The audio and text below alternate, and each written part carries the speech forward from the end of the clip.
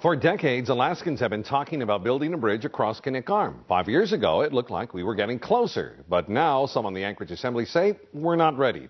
CBS 11's Grace Chang joins us live in the studio with more on why the Assembly's decision is so important. Good evening, Grace. Good evening, Dave.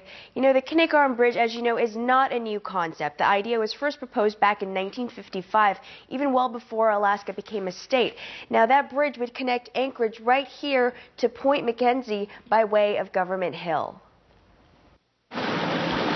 The Knik Arm Bridge would span 8,200 feet of these waters. Connects one of the fastest growing communities in Alaska. That would be the Matsu Borough with the Anchorage community. So far, it's cost nearly $42 million, and that's just for planning. It will cost at least $550 million more before it's even built. But if some Anchorage Assembly members have their way, the project may be dead in the water. I have consistently been opposed to the bridge.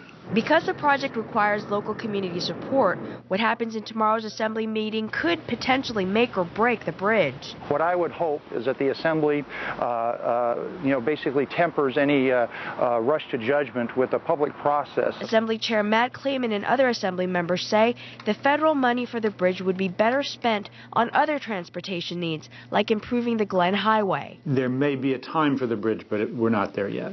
We really have not reached the kind of population density in Anchorage that would suggest a need to start developing property across the inlet. But Clayman will certainly face some opposition in tomorrow's Assembly meeting. I think what's at stake for Anchorage is whether we're going to have a vision looking forward or whether we're going to be locked in the past. And where does our governor stand on this bridge issue? According to a spokesman, she wants the project fully and carefully reviewed and wants as much public input as possible. But beyond that, according to spokesman Bill McAllister, she's not taking a position. Live in the studio, Grace Chang, CBS 11 News.